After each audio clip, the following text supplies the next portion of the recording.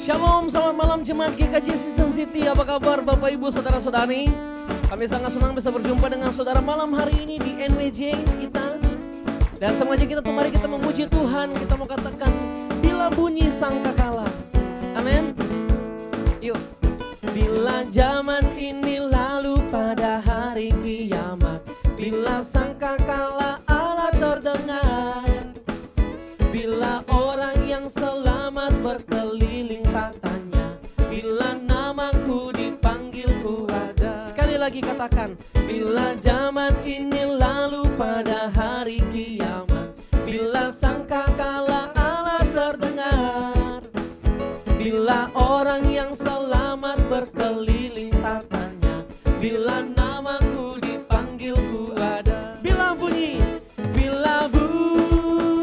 sangkakala, bila bunyi sangkakala, bila bunyi sangkakala, bila bunyi sangkakala ku ada. Sekali lagi katakan, bila bunyi sangkakala, bila bunyi sangkakala, bila bunyi sangkakala, bila bunyi sangkakala ku ada. Bila bunyi sangkakala, bila bunyi sangkakala ku ada.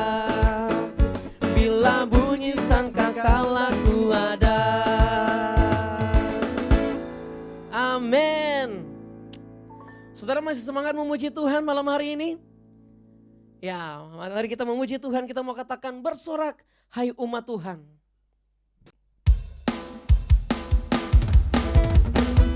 Saudara semuanya kita mari kita naikkan pujian ini. Bersorak-sorai hai umat Tuhan, sebab kudus dan mulialah namanya.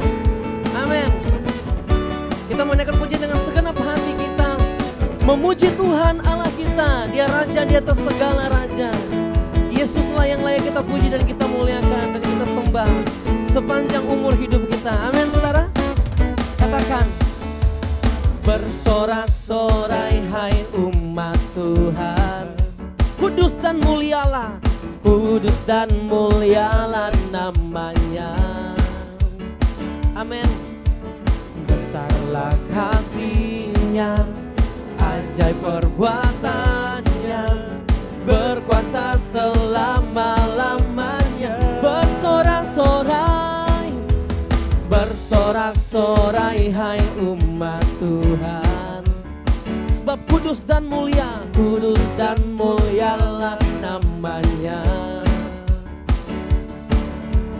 Besarlah kasih-Nya, ajaib perbuatannya, berkuasa selama-lamanya. Bagi dia yang memerintah, yang layak terima segala pujian. Pujian bagi Dia yang bertata, surga bumi sujud menyembah di hadapannya. Bersorak-sorai hai umat Tuhan, mari kita puji Dia Allah yang kudus dan mulia namanya. Sama-sama kita mau katakan, bersorak-sorai hai umat Tuhan, oh kudus dan mulialah namanya. Amin. Besarlah kasih-Nya, ajaib perbuatannya, berkuasa selama-lamanya. Bagi Dia yang memerintah, yang layak terima segala pujian. Bagi Dia yang bertata, surga bumi sujud menyembah di hadapan. Bagi Dia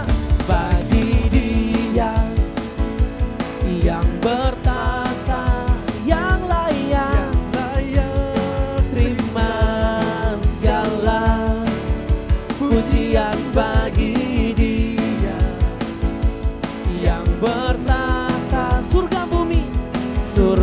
bumi sujud menyembah di hadapan. Sekali lagi, surga bumi sujud menyembah di hadapannya. Surga bumi sujud menyembah di hadapannya. Amin, amin, amin. Yes. Itulah Allah kita, Dia mulia, Dia kudus, dan Dia layak dipuji dan disembah. Saudara, mari kita siapkan hati kita dan kita mau diberkati lewat sesi talk show pada malam hari ini. Saudara, mari kita naikkan pujian ini. Firman-Mu Tuhan, tiada berubah. Kusiapkan hatiku Tuhan untuk dengar firman-Mu. Kusiapkan hatiku Tuhan untuk dengar firman-Mu saat ini. Kami sujud, ku sujud menyembah-Mu Tuhan, masuk hadirat-Mu saat ini. Curahkan urapan-Mu ya Tuhan, curahkan urapan-Mu Tuhan bagi jemaat-Mu saat ini. Ku siapkan hatiku Tuhan untuk dengar firman-Mu, firman-Mu Tuhan, firman-Mu Tuhan, tiada berubah.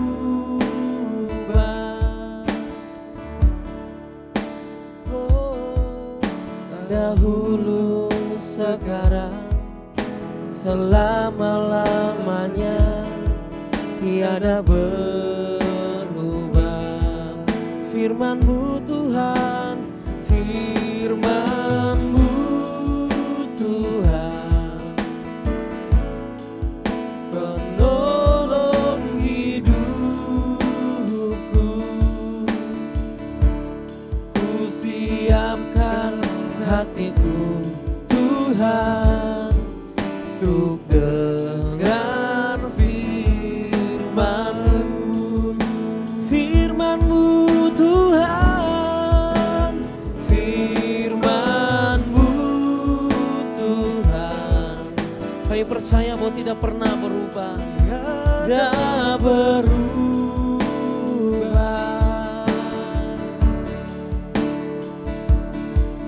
Dahulu sekarang selama-lamanya tiada berubah. Firman-Mu Tuhan, penolong hidupku. Ku siapkan hatiku, ku siapkan hatiku Tuhan untuk dengar firman-Mu. Ku siapkan hatiku Tuhan, ku siapkan hatiku Tuhan untuk dengar firman-Mu. Dengan segenap hati kita mau katakan, ku siapkan hatiku Tuhan untuk dengar firman-Mu.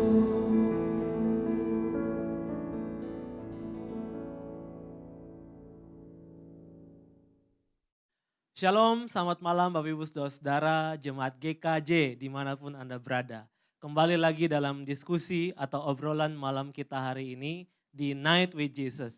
Dan malam hari ini kita punya satu isu atau topik yang menarik juga untuk dibahas, yaitu tentang doktrin keselamatan.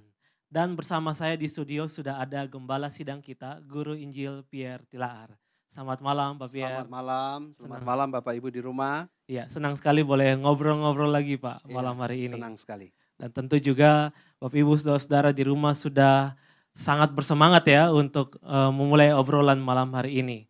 Apalagi topik kita malam ini Pak lumayan menarik nih Pak ya. Iya, betul. Iya, menyinggung soal keselamatan. Bahkan nanti mungkin kita akan bicara soal keselamatan di agama lain nih Pak. Yes. Itu supaya jemaat di rumah terus dibekali bahwa bisa membedakan nih Pak, keselamatan di agama lain dengan keselamatan kita. Gitu, sehingga tidak terkecoh ketika ada ajaran-ajaran sesat yang datang. So langsung saja Pak Pierre, malam hari ini kita mau bahas soal doktrin soteriologi atau doktrin keselamatan. Apa itu Pak? Doktrin keselamatan dan seperti apa pemahamannya di dalam kekristenan? Silakan Pak. Iya, pertanyaan yang sangat bagus sekali ya. Jadi memang pemahaman kekristenan khususnya berbicara tentang keselamatan itu berbicara tentang inisiatif Allah, berbicara tentang kasih Allah, kedaulatan Allah di dalam bertindak khususnya menyelamatkan manusia. Nah memang sudah harus kita ketahui bersama bahwa seluruh manusia ketika terjatuh dalam dosa itu melalui Adam dan Hawa. Jadi semua manusia sudah kehilangan kemuliaan Allah. Semua manusia. Gambar dirinya rusak. Ya, rusak total, tidak hilang tapi rusak. Artinya bahwa ia masih bisa punya kemampuan untuk berbuat baik. Ia masih punya kemampuan untuk tahu apa itu kesalahan, kejelekan dan keburukan. Tetapi usaha yang dia lakukan untuk berbuat baik itu adalah perbuatan baik manusiawi yang sebenarnya tidak mencapai standar yang Allah tentukan. Artinya bahwa dia berbuat baik tapi tetap berdosa. Ya, tetap berdosa. Arti yang lain bahwa ia beragama, tetapi ia tetap orang yang terhukum. Karena Alkitab mengatakan semua manusia sudah berbuat dosa dan telah kehilangan kemuliaan Allah. Dan bahkan Alkitab mengatakan karena upah dosa itulah maut. Nah yang berikut kita harus pahami bahwa setiap manusia yang lahir ke dunia ini kan adalah orang yang berdosa. Original sin namanya ya. Yang keturunan ya Pak. Dosa keturunan yang diturunkan oleh Adam dan Hawa. Sehingga semua manusia yang lahir ke dunia ini sudah berdosa. Jadi agak beda dengan Islam ya Pak ya. Betul. Kalau agama Islam kan kalau lahir itu masih putih seperti kertas Betul. Apa arti original sin ketika ia lahir sudah menjadi orang berdosa? Yaitu bahwa dia punya potensi yang besar untuk berbuat dosa. Meskipun tidak diajar. Dia punya potensi yang besar untuk melakukan dosa aktual. Meskipun mungkin dia tinggal di hutan. Meskipun dia tinggal seorang diri tapi potensi di dalam dirinya karena dia sudah terlahir sebagai orang berdosa. Jadi tanpa perlu dipengaruhi orang lain, tanpa perlu diajar, orang itu bisa berbuat dosa secara aktual. Dosa perbuatan. Contoh sederhana kalau kita lihat anak-anak kecil ya. Anak-anak kecil itu dia nggak tahu bagaimana itu berbohong. Tetapi nalurinya, sinful nature-nya, natur dosanya itu ketika dia ingin melindungi sebuah perbuatannya, dia minimal nggak ngaku. Itu sebuah kebohongan dalam konteks anak kecil. Padahal nggak ada yang ngajarin. Padahal nggak ada yang ngajarin. Jadi, nah itu memang original sin, dosa warisan, dosa keturunan itu memang membuat kita tidak bebas hidup tanpa dosa. Sehingga tidak ada cara lain dalam kehidupan manusia di dalam agama apapun yang bisa menembus keselamatan atau bisa masuk ke dalam kerajaan surga. Jika Allah tidak bertindak atau jika Tuhan tidak bertindak untuk menyelamatkan kita. Jadi kita itu benar-benar dirasuki dosa begitu ya Pak ya, dan perbuatan kita tuh dosa semua. Tidak ada harapan. Tidak ada harapan dan tidak bisa menyelamatkan diri sendiri. Maka itu satu-satu yang bisa menyelamatkan kita adalah Tuhan. Pak sebelum sejauh itu Pak, tadi Bapak sempat singgung tentang hukuman, tentang maut. Seperti apa Pak? Apakah hukuman itu kematian ataukah apa maut yang dimaksudkan? Gitu, ya pertanyaan bagus sekali ya. Seperti apa yang dikatakan oleh Tuhan kepada Adam dan Hawa, janganlah kamu melanggar aturan yang sudah kuberikan, janganlah kamu memakan buah pengetahuan yang baik dan yang jahat ya. Karena sekali engkau makan, pada saat itu juga engkau mati. Nah sehingga mati di sini diartikan sebagai yang pertama, terpisah selama-lamanya dengan Tuhan. Terpisah selama-lamanya dengan Tuhan artinya bahwa tidak ada kesempatan bagi manusia untuk hidup kekal di dalam kerajaan surga. Artinya adalah ia masuk dalam penghukuman. Neraka. Neraka ya Karena Pak ya. sebenarnya tidak ada tempat yang paling buruk di dunia ini selain keterpisahan dengan Tuhan. Oke. Jadi Ya. kita mau ada dimanapun selama kita terpisah dengan Tuhan itu adalah sebuah hukuman. Apalagi ketika kita meninggal dunia. Itu hukuman. Nah, Ya. mati yang kedua artinya bahwa gambar dalam diri manusia, gambar dan rupa Tuhan dalam diri manusia itu rusak. Rusak. Iya, Oke. rusak. Rusak total. Lalu arti yang berikut adalah memang manusia hidup di dalam pergumulan dosa, penderitaan, dan itu yang terus dibawa. Dia akan jatuh bangun, dia akan berputar-putar dalam sebuah lingkaran yang namanya ya jatuh-jatuhnya ke situ juga, kekubangan dosa dan Iya. lain sebagainya. Gitu ya Pak ya. Mhm. Jadi Bapak Ibu Saudara, kita diperlihatkan oleh Pak Pierre betapa mengerikannya hukuman dosa itu Pak ya. Betul. Ketika jatuh ke dalam dosa tidak ada harapan, terpisah dari Allah, mati secara rohani begitu ya Pak ya. Betul. Tidak bisa melakukan baik sekalipun tahu ya Pak. Sekalipun Tapi tahu. tidak mampu memenuhi standar Allah Betul. gitu. Oke Pak, lalu bagaimana cara Allah menyelamatkan manusia yang berdosa itu Pak? Iya, pertanyaan yang bagus sekali. Jadi Allah mengutus Kristus atau Allah itu menjadi manusia, pribadi kedua dalam Allah Tritunggal itu sebagai penebus umat manusia. Oke. Jadi ia mati di kayu salib. Ia menggantikan kita yang harus dihukum. Jadi penderitaan yang harus kita terima, hukuman neraka, hukuman kekal yang harus kita terima itu, murka Allah atas dosa manusia itu ditanggung atau dialami atau diterima oleh Tuhan Yesus di atas kayu salib. Wow. Sebuah penderitaan yang luar biasa yang iya. membuktikan bahwa hanya melalui salib inilah Allah dan manusia itu diperdamaikan. Diperdamaikan. Wow, ini konsep yang luar biasa ya Iya. Pak ya.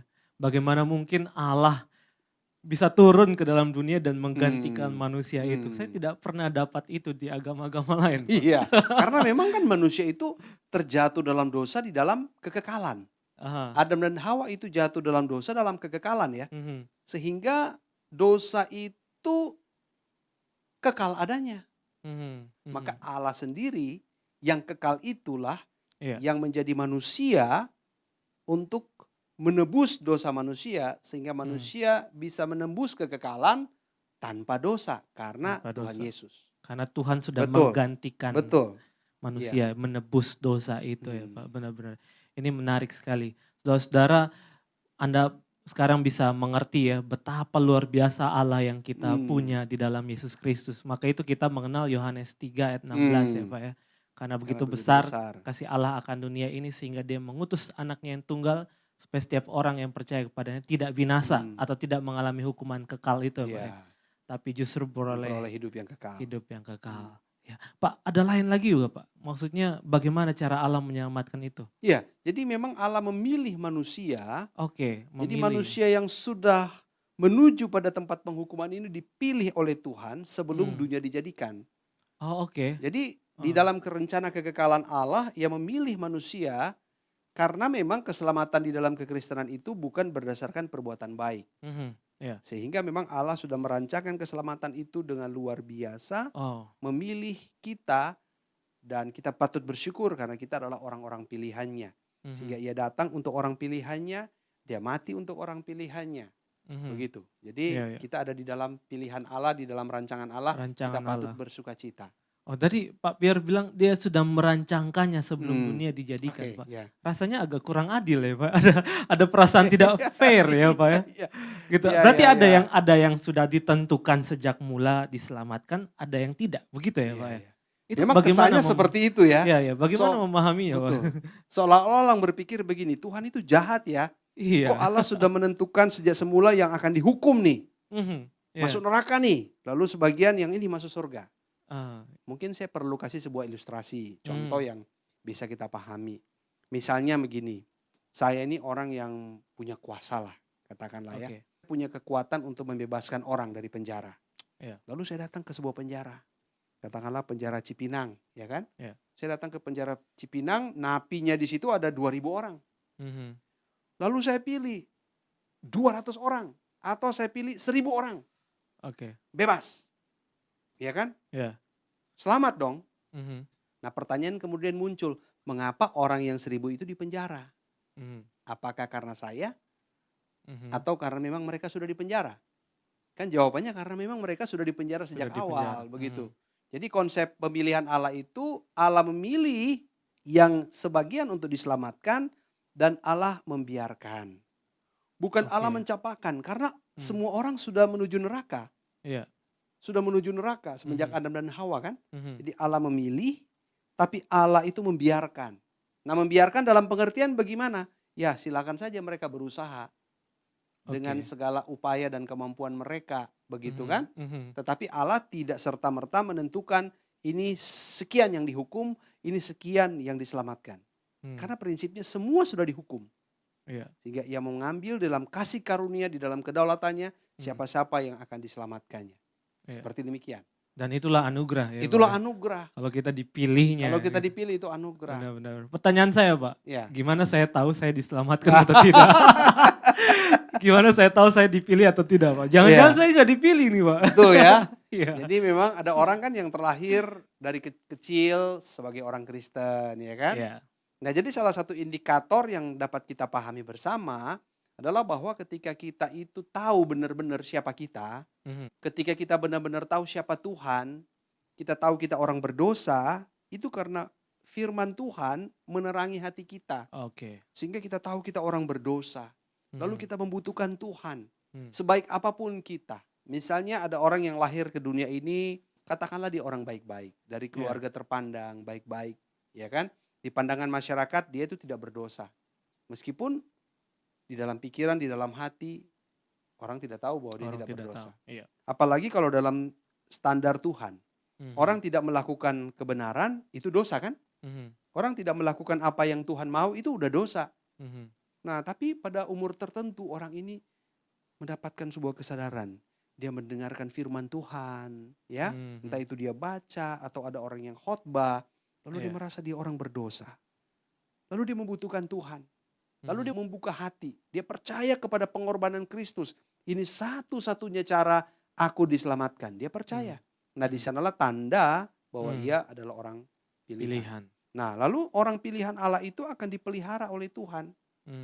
Di dalam seluruh perjalanan hidup dia jatuh bangun. Tapi dia dipelihara oleh Allah. Ya, sehingga dia tetap berdiri di dalam karya keselamatan Tuhan. Demikian. Sampai ia mati. Jadi itu merupakan sebuah tanda bahwa kita adalah orang pilihan. Bahwa kita meresponi kasih Allah yang luar biasa itu dan kita hidup di dalamnya. Baik. Nah Pak ada satu pikiran juga nih yang muncul nih Pak. Kalau misalnya sudah ada yang ditentukan dan ada yang belum atau tidak dipilih begitu Pak ya. Bagaimana soal penginjilan Pak? Bapak paham maksud saya? Paham. Saya mau menginjili, tapi saya nggak tahu orang ini dipilih Tuhan atau enggak gitu.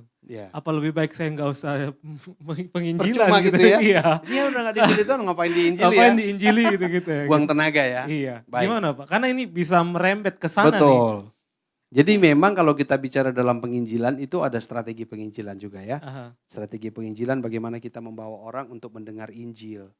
Jadi ketika kita memberitakan Injil, kita tentu memberitakan Injil kepada siapa saja yang belum punya keselamatan kan. Nah ketika kita memberitakan Injil, maka orang pilihan Allah itu akan memberi respon pasti. Karena Allah telah memilih dia, tinggal menunggu timing yang tepat dan hatinya itu tercelikan, mata hatinya tercelikan. Dan dia mampu melihat sebuah kebenaran. Dan dia tidak punya pilihan lain selain memilih dan berkata, ya Yesus, aku mau percaya kepada Engkau. Ya, jadi sebagai seorang penginjil atau kita mau menginjili orang, nggak penting kita tahu itu. Itu bukan urusan kita, betul. Itu dipilih atau bukan gitu. Intinya kita menyampaikan Injil, kabar baik ya, itu ya Pak ya. Luar biasa Bapak Ibu Saudara. Kita akan melanjutkan perbincangan ini Pak Pierre. Ada satu pertanyaan lagi yang mau saya ajukan Pak. Apakah cukup melalui Yesus? Lalu apakah kita tidak butuh melakukan kebaikan? Lalu untuk apa kita melakukan kebaikan sebenarnya? Iya, jadi memang seperti saya bilang di awal tadi, perbuatan baik manusia itu ketika kita berbuat baik untuk masuk surga, ketika kita berbuat baik untuk courting dosa dan lain sebagainya, itu kita justru semakin berdosa. Orang bingung, kenapa Pak? Kok berbuat baik kok semakin berdosa? Mhm. Karena sebenarnya tidak ada perbuatan baik yang bisa dikatakan baik jika itu memiliki motivasi tertentu. Oke. Sesungguhnya misalnya kalau saya berbuat baik, ya kan? Saya berbuat baik, saya memberikan sebuah benda atau barang atau memberikan uang lah kepada seseorang, ya kan? Iya. Namun saya mengharapkan bahwa orang itu nanti akan membalas saya. Berarti Hmm. sebenarnya itu bukan perbuatan baik.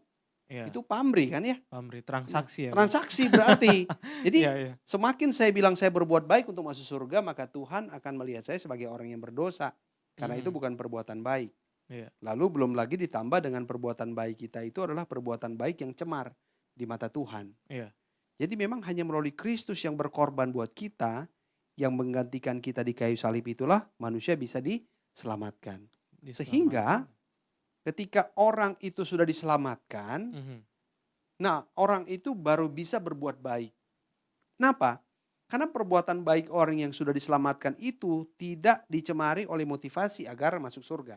Iya. Agar Tuhan terima amalnya. Iya. Enggak. Jadi ya udah saya berbuat baik karena memang Tuhan sudah menyelamatkan saya. Maka saya bersyukur atas keselamatan yang Tuhan berikan melalui perbuatan baik saya.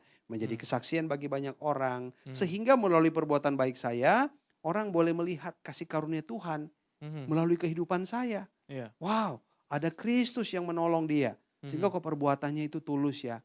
Dia perbuatannya kepada saya itu tanpa pamrih, nggak neko-neko. Iya. Jadi perbuatan baik itu perlu, tetapi di dalam konsep kekristenan, perbuatan baik itu bukan untuk diselamatkan. Iya. Tapi justru kita berbuat baik karena sudah diselamatkan sebagai sebuah langkah untuk menyenangkan Tuhan, Ya. mengasihi Tuhan, wujud kita mengasihi Tuhan, Iya. wujud kita bersyukur kepada Dia. Iya.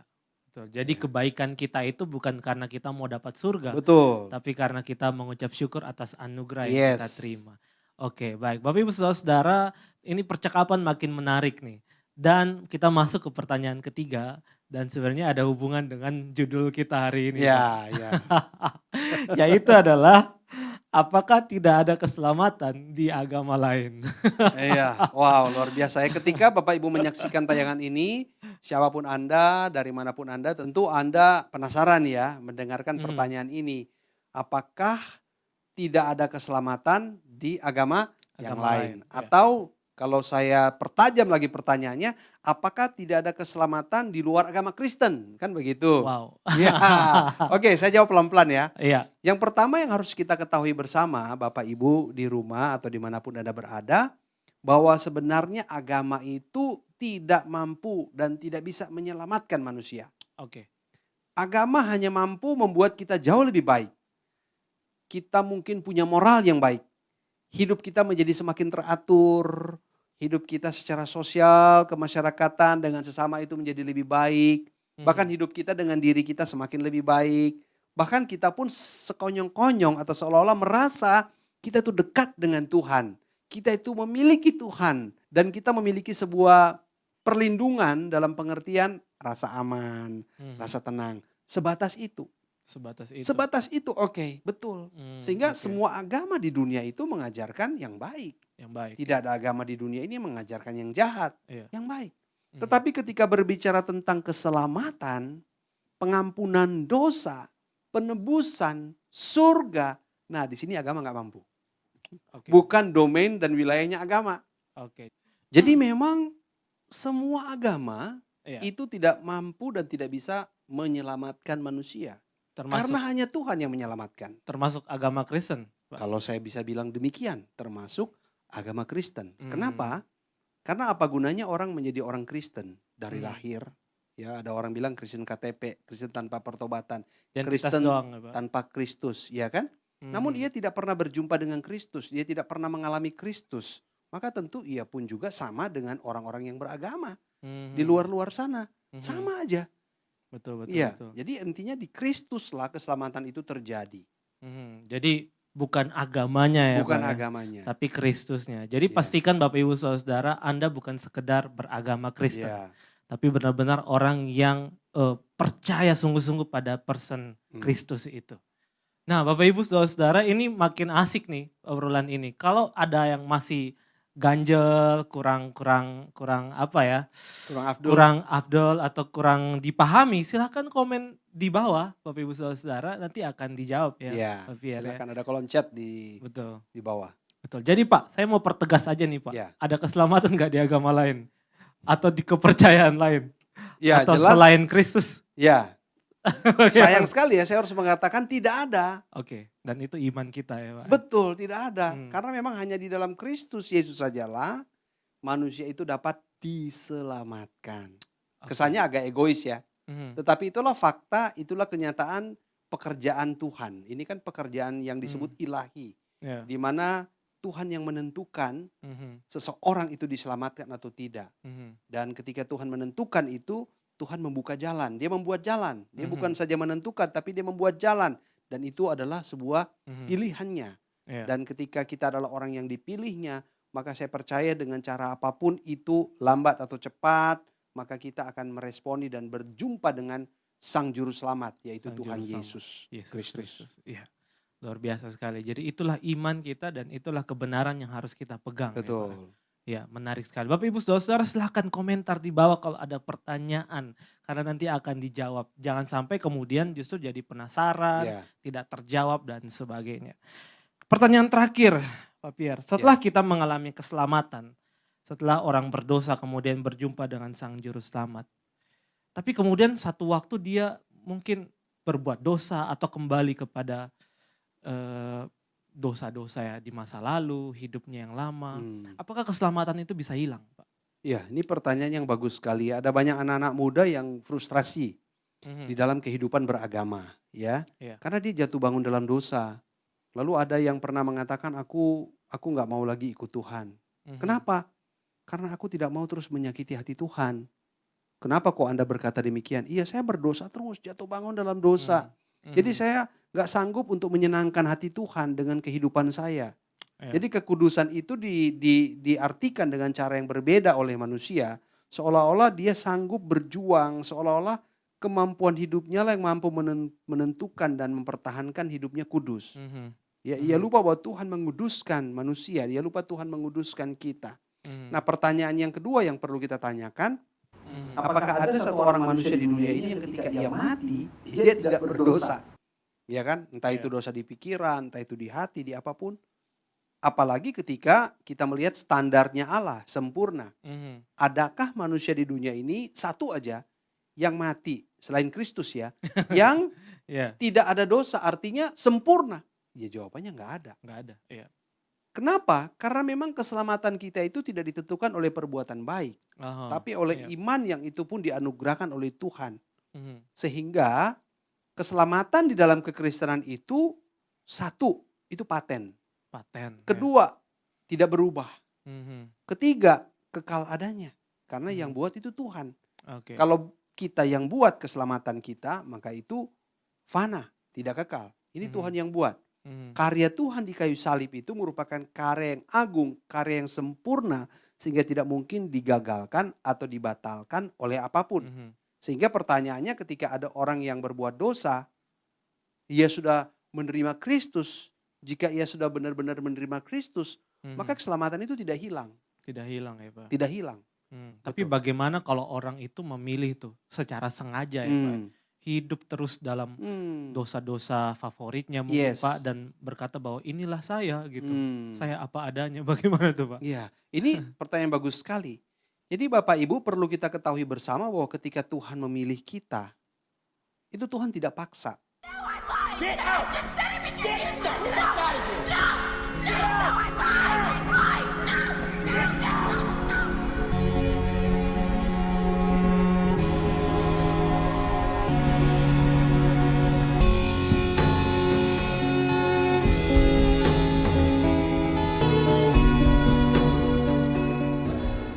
Nah di video ini jelas sekali memperlihatkan kepada kita betapa orang yang tidak mau dan dipaksa. Kita sebenarnya nggak mau diselamatkan nih ceritanya, umpamanya. Saya nggak mau Tuhan. Tapi Tuhan bilang, aku udah pilih kamu. Ayo cepet, cepet. Kita diseret. Kita istilahnya nggak mau masuk ke sebuah ruangan yang ber-AC. Kita cuma pengen di ruangan yang panas. Tapi ketika ada orang yang seret kita tarik ke ruangan yang dingin. Kita nggak mau kan. Tuhan saya nggak mau loh, saya nggak mau. Tapi kamu yang paksa ya udah salah sendiri. Pokoknya walaupun saya sudah selamat, sudah masuk surga, tapi saya tetap tinggal dalam dosa saya, salah sendiri. Kan saya nggak mau, tapi Tuhan yang paksa. Nah, tidak seperti itu pilihan Tuhan. Jadi ketika Tuhan memilih kita untuk diselamatkan, Tuhan menjamah hati kita, Tuhan mengubahkan hati kita, sehingga ketika kita meresponi itu, kita meresponi dengan sebuah kerinduan yang dalam bahwa dialah Allah yang telah memilih kita.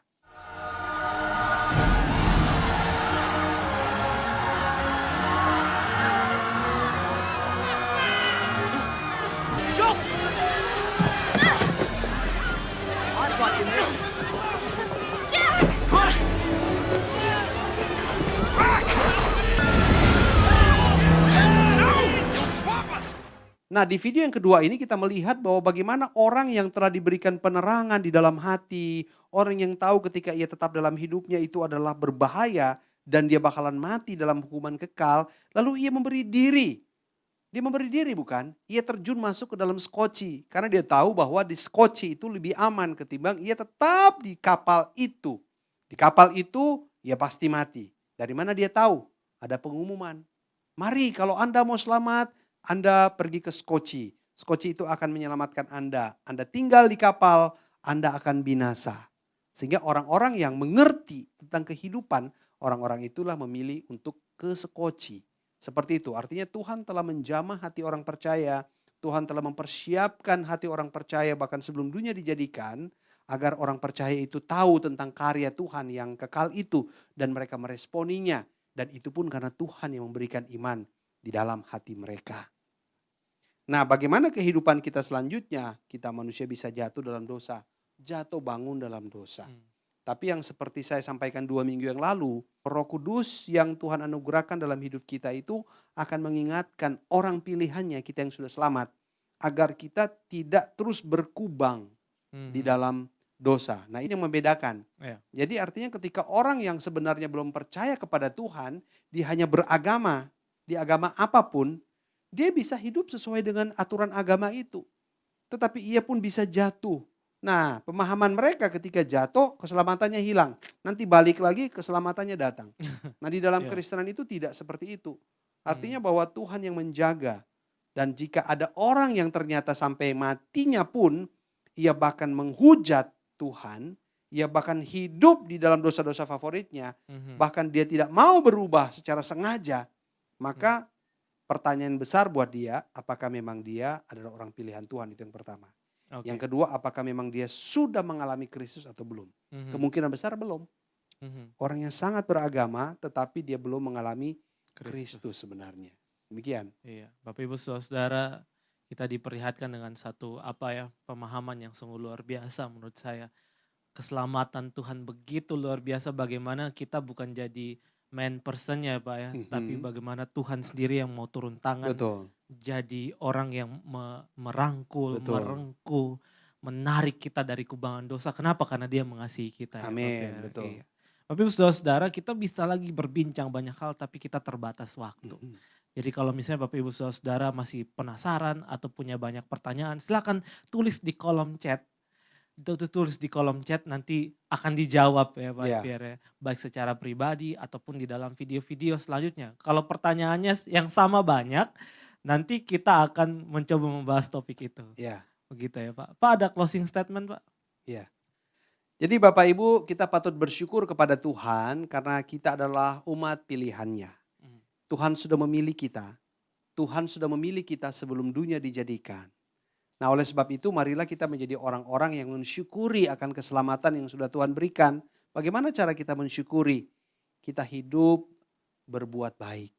Kita hidup menjadi kesaksian bagi banyak orang. Kita hidup memberitakan kabar baik kepada orang-orang yang ada di sekitar kita. Mungkin keluarga kita, mungkin teman kita. Dan yang terakhir adalah marilah kita melayani Tuhan. Semakin kita melayani Dia, semakin kita melayani Dia, agar kita kedapatan sebagai orang-orang yang sungguh-sungguh tahu menghargai, cakap menghargai keselamatan yang sudah Tuhan berikan dalam kehidupan kita. Demikian. Iya, haleluya.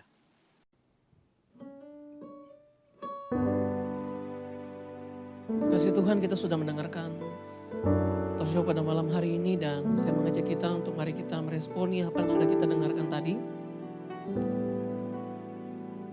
Sengaja kita mari kita merenungkan beberapa hal. Sudahkah Yesus benar-benar menjadi satu-satunya pribadi yang menguasai seluruh kehidupan kita?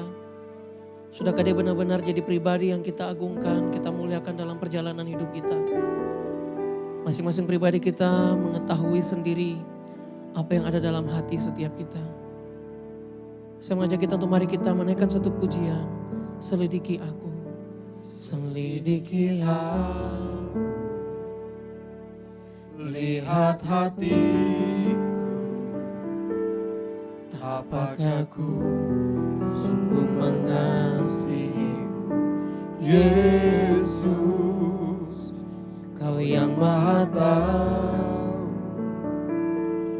dan menilai hidupku, tak ada yang tersembunyi bagimu. sekali lagi katakan selidiki aku, Selidiki aku, lihat hatiku, apakah ku sungguh mengasihimu, Yesus, Kau yang Maha Tahu dan menilai hidupku, tak ada yang tersembunyi bagimu. telah kulihat Telah kulihat kebaikan-Mu yang tak pernah habis di hidupku.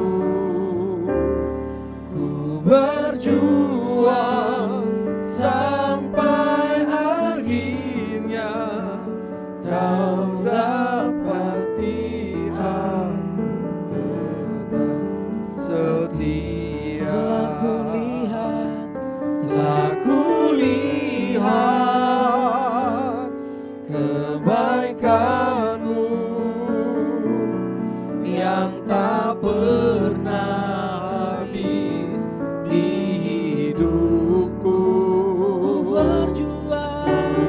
Berjuang sampai akhirnya Kau dapati aku tetap setia. sekali lagi kita mau katakan telah kulihat Telah kulihat kebaikan-Mu yang tak pernah habis di hidupku. ku Berjuang sampai akhirnya Kau dapati aku tetap setia. katakan kau dapati Kau dapati aku tetap setia. sekali lagi dengan segenap hati. Kau dapati aku tetap setia. Bapa di surga, mampukanlah kami, kuatkanlah kami ya Tuhan untuk tetap setia dalam segala perkara hidup kami, dalam segala apa yang kami alami. Karena Engkau Allah yang setia, Engkau Allah yang sudah menyelamatkan kami, Engkau sudah mati di kayu salib dan pengorbananmu, karyamu itu begitu sempurna, sangat sempurna bagi kami dan tak pernah bisa gagal oleh apapun, termasuk oleh pergumulan, kesulitan, bahkan penderitaan yang sedang kami alami ini ya Bapa. Jadikanlah kami orang-orang yang terus mewartakan kasih dan keselamatan-Mu ya Tuhan, sampai kepada akhirnya ya Bapa, sampai kepada kedatangan-Mu yang kedua kali ya Tuhan. Tolong kami Bapa, khususnya di era-era COVID-19 ini, agar kami tetap setia mewartakan kasih keselamatan-Mu, pengampunan dosa, penebusan-Mu yang ajaib itu bagi setiap umat manusia. Kami akan beristirahat ya Tuhan. Tuhan tolong kami di malam hari ini. Tuhan pulihkan tenaga kami sehingga besok pagi kami bangun dengan tubuh yang diperbaharui, dengan kesehatan yang prima untuk menghadapi segala tantangan hidup kami bersama dengan Tuhan Yesus. Terpuji nama-Mu Bapa. Inilah doa dan syukur kami yang kami sampaikan hanya di dalam nama Tuhan Yesus Kristus. Amin. Sekian Night with Jesus kita di malam hari ini. Sampai jumpa minggu depan dan Tuhan Yesus memberkati. Bye-bye. See you. God bless. Yes, yes.